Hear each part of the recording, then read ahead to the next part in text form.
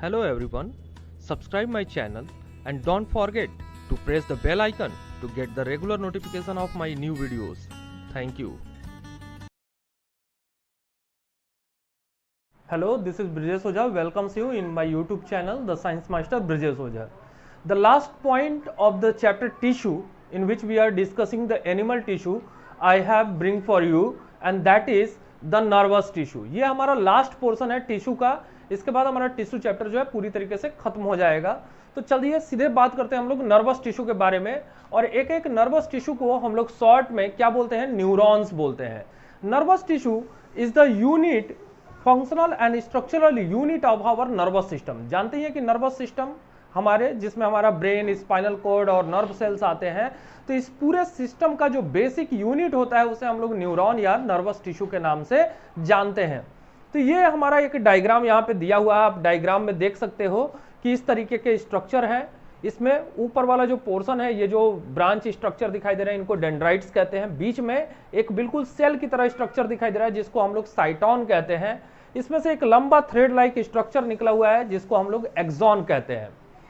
इस साइटोन के बीचों बीच एक सेंट्रली प्लेस्ड न्यूक्लियस होता है। उसके चारों तरफ जो साइटोप्लाज्म मिलता है उसको हम लोग, क्योंकि न्यूरॉन का है तो न्यूरोप्लाज्म के नाम से जानते हैं, और उसी में कुछ पिंक कलर के ग्रेन्यूल्स भी मिलते हैं जिनको हम लोग नीसल ग्रेन्यूल के नाम से जानते हैं।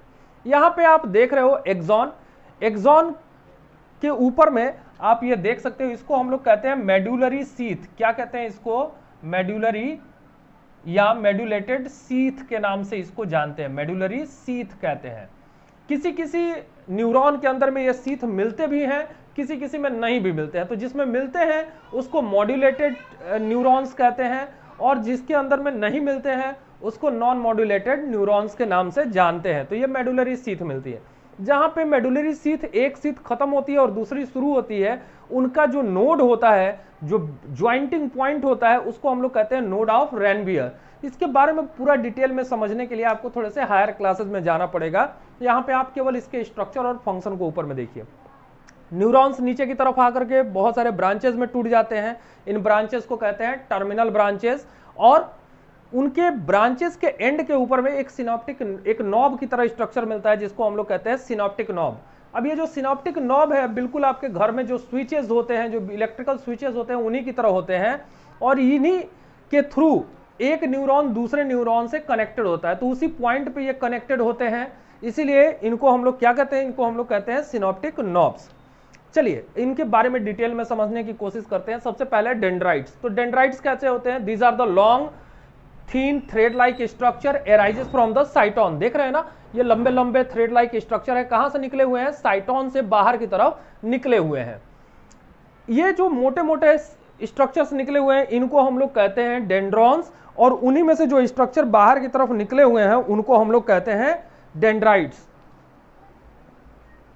ठीक है, तो इनमें से जो बीच वाले जो स्ट्रक्चर यहाँ पे आपको दिखाई दे रहे हैं उनको हम लोग डेंड्रॉन्स कहते हैं, और उन डेंड्रॉन्स के अंदर से बहुत सारे स्ट्रक्चर निकले हुए हैं ब्रांचेस की तरह, उनको हम लोग कहते हैं डेंड्राइट्स।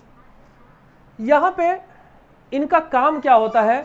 ये हमारे सीधे सीधे सेंस ऑर्गन से जुड़े होते हैं। जितने भी ये डेंड्राइट्स हैं, they are directly attached to our sense organs, और उससे हमारे सेंस ऑर्गन से जुड़ करके ये क्या बना देते हैं? उनसे जुड़ करके क्या करते हैं? उनसे स्टिमुलस को रिसीव करने का काम करते हैं। स्टिमुलस क्या होते हैं? कोई भी एक्सटर्नल चेंजेस जो हमारी बॉडी में देखने को मिलते हैं वो स्टिमुलस कहलाते हैं। हीट, लाइट, टच वगैरह वगैरह, उसको ये रिसीव करने का काम करते हैं। दूसरा जो पॉइंट है वो हमारा साइटोन। तो मैंने पहले ही बताया कि these are the typical cell like structure have a centrally placed nucleus. इसके में बीचों बीच एक सेंट्रली प्लेस्ड न्यूक्लियस होता है, और उस न्यूक्लियस में कुछ पिंक कलर के ग्रेन्यूल्स भी मिलते हैं जिनको हम लोग क्या कहते हैं? नीसल्स ग्रेन्यूल कहते हैं। इनका जो साइटोप्लाज्म होता है साइटोन का, उसे हम लोग न्यूरोप्लाज्म कहते हैं क्योंकि ये न्यूरॉन का है।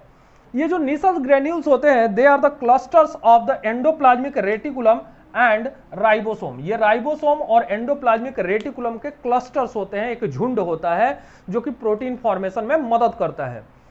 जो भी स्टिमुलस डेंड्राइट लेते हैं उस स्टिमुलस को ये कहां ट्रांसफर करते हैं? इसी साइटोन में ट्रांसफर करते हैं। और साइटोन का काम क्या होता है? साइटोन का काम होता है कि जो स्टिमुलस इन्होंने रिसीव किया है उसको ये किस में कन्वर्ट कर देते हैं? इलेक्ट्रिकल इंपल्सेस में कन्वर्ट कर देते हैं।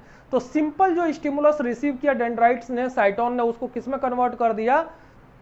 उसको उन्होंने इलेक्ट्रिकल इंपल्सेस में कन्वर्ट कर दिया। नीचे वाला जो पोर्शन है हमारा वो है एक्सॉन। तो एक्सॉन आप देख रहे हो कि साइटोन से ही एक मोटा सा थ्रेड की तरह स्ट्रक्चर निकला हुआ है। तो this are the long thick thread like structure arises from the cyton, cyton से निकला हुआ है। It carry electrical impulses away from cyton, ये जो है वो इलेक्ट्रिकल इंपल्सेस को साइटोन से दूर लेकर के जाते हैं। तो इन्होंने जो इलेक्ट्रिकल इंपल्सेस में कन्वर्ट कर दिया सिंपल स्टिमुलस को, उसे इनसे दूर कौन लेके जाता है, दूर लेके जाते हैं एक्सॉन्स। एक्सॉन के ऊपर में आप देखोगे कि मेडुलरी सीथ पाई जाती है जो इनको प्रोटेक्शन करने का भी काम करती है। तो किसी किसी न्यूरॉन में मेडुलरी सीथ मिलती है और किसी किसी में मेडुलरी सीथ नहीं मिलती है, तो उसको मॉड्यूलेटेड और नॉन मॉड्यूलेटेड न्यूरॉन्स के नाम से जानते हैं। थोड़े हायर क्लासेस में इसके बारे में आप समझेंगे। जैसे ही जहां पे न्यूरॉन ये एक्सॉन खत्म होते हैं वहीं पे ये बहुत सारे ब्रांचेस में टूट जाते हैं। देख रहे हो, इनको हम लोग कहते हैं टर्मिनल ब्रांचेज, और हर एक टर्मिनल ब्रांचेस के एंड पे एक नॉब की तरह, एक घुंडी की तरह स्ट्रक्चर होता है जिसको हम लोग कहते हैं सिनॉप्टिक नॉब।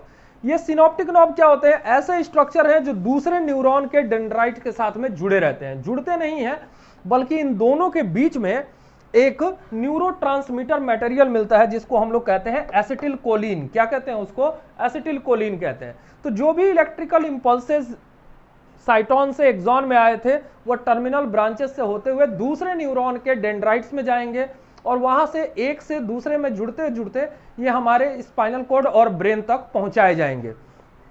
तो ये यहां पे हम लोगों ने एक्सॉन के बारे में देख लिया।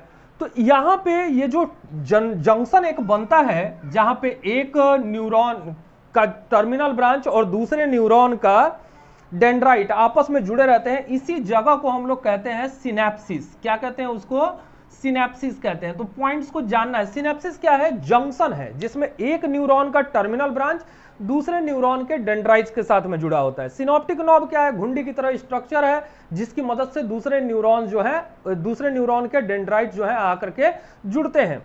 सिनॉप्टिक नॉब और दूसरे न्यूरॉन के डेंड्राइट्स के बीच में एक मटेरियल भरा होता है जिसको हम लोग कहते हैं न्यूरोट्रांसमीटर मटेरियल, नाम है एसिटिल कोलिन। क्या नाम है, एसिटिल कोलिन नाम है। ठीक है, तो इस तरीके से आप यहां पे देख सकते हो कि ये न्यूरॉन का स्ट्रक्चर है और बहुत सारे न्यूरॉन्स मिल करके क्या बनाते हैं, हमारा नर्वस सिस्टम बनाते हैं। तो neuron is the structural and functional unit of our nervous system. तो इसके कंप्लीशन के साथ ही हमारा ये चैप्टर भी कंप्लीट होता है। आप लोग अच्छी तरीके से इसे पढ़िएगा, इसका नोट्स भी तैयार करिएगा। जहां पे अगर कोई प्रॉब्लम होती है तो मुझसे कॉन्टेक्ट करिएगा, मैं इसका नोट्स आपको प्रोवाइड करने की कोशिश कर रहा हूं। Okay, till then good bye.